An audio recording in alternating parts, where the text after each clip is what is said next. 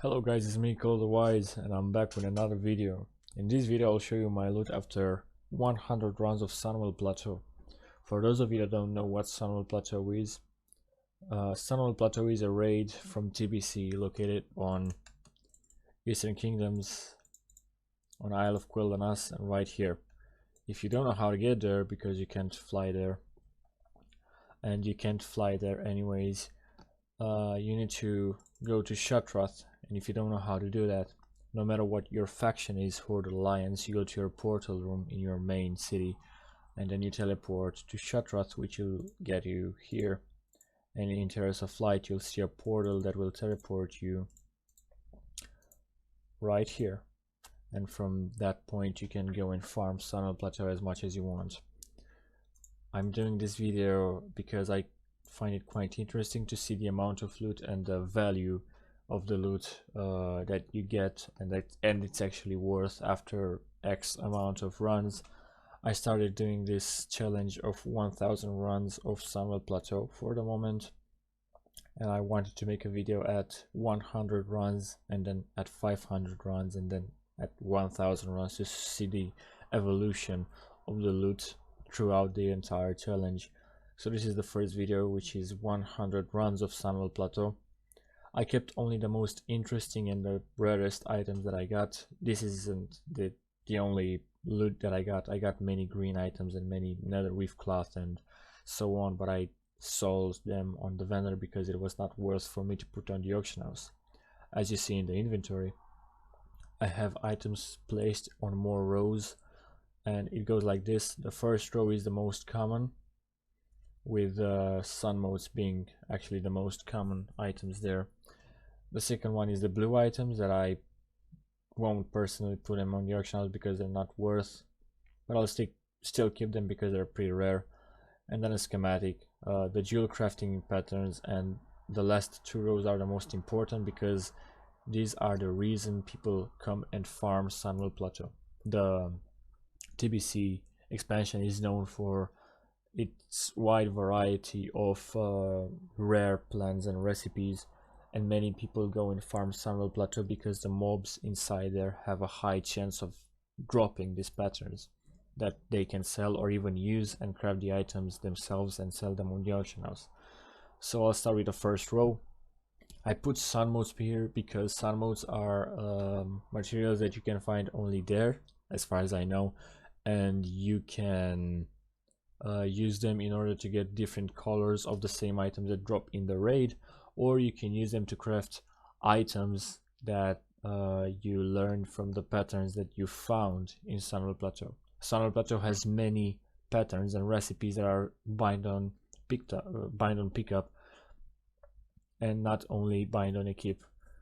I wish I could have shown you the patterns that drop there and that are bind on pickup, but this is just a new alt that I don't farm with. It's level 10 and I use it only to store all these items after each session of runs. After the sun modes, I actually decided to put also the cards that I found there because you can make decks with them if you get the entire basically deck and sell it for quite a high amount of gold on the auction house, and people will buy them. I sold a couple of them, even from vanilla, even from each expansion. People will buy them for a different reason. I don't know why, but as long as people buy them, I will sell them. The next row is with blues. None of them are worth that much on the auction house, but they were pretty rare, so I decided to keep them and show you the loot. So I got one Girdle of Gale Force, one Oathkeeper, one Chestguard of the Dark Stalker, 2 Crystal Forge War Axe, and 2 Robe of the Crimson Order. The Crystal Forge War Axes are the most valuable here, being valued at around 700 gold in my realm at the moment. Keep in mind that Silver Moon on Alliance is actually quite high. It's one of the highest pop servers in EU. On the third row I put a schematic, Crashing Robot. Although the value is not that high on my realm right now, you can actually learn this if you have an engineering outland and sell the pet yourself. The pet itself goes for a nice amount of money. and I don't think it's that hard to create one. On the fourth row I put the designs for jewel crafters. None of them have a quite high value except this one, Destructive Skyfire Diamond, which goes for around 2.8k on my realm right now. I don't know if they sell fast. The sale rate is very low, 0.01, so I don't know how much they will stay on the auction house if I actually put them. I won't actually put them now, and in fact I will put everything after my 1000th run. I got one Glinting Night's Eye, I got one Red Star of Elune, I got one Brilliant Living Ruby, I got one Eye of the Night, and Destructive Skyfire Diamond, as I said before. Now we get to the last two rows, which are the most important. These are the reason that people come here and farm Sunwell Plateau, as I said before.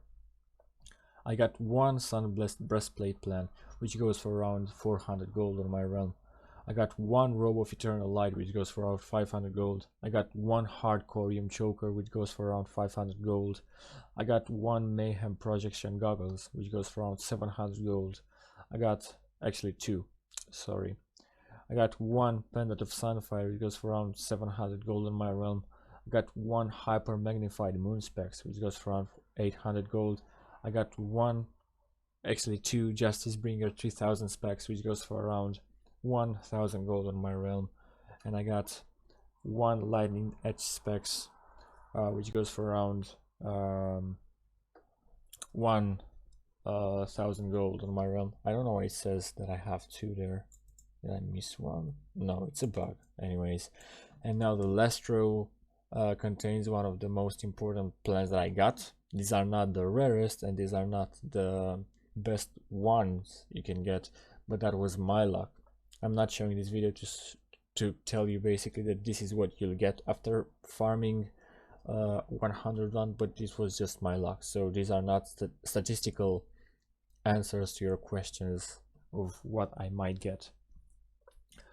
I got 3 Sunfire robes, which go for around 1.3k on my realm, but the market value is 2.8 and the region market value is 5.9. So I might actually wait a bit for these to raise in price and sell them, of course, after I finish my challenge. After that I got 2 leather chest guards of the sun, which go for around 5k on my realm at the moment, but the market value is 2k and the region market value average is 12k. I don't know if I will ever sell them on 12k, but 5k for them right now is a good price. After that I got 1 Wonder Hill Shades, which go for around 6k on my realm. This is actually a decent price since it's like the same value as the region market value average, and the market value it's somewhere around that place, so this is like the real price for it, at least on my realm. I got 1 Embrace of the Phoenix, which go for around 7k. The market value is 4k, the region market value is 7.7, so this might be the actual real price. And I got a pattern Vengeance Wrap, which go for around 6k on my realm. The market value is 8 and the region market value is 15, so the 6k price might be put to lower a lot the price.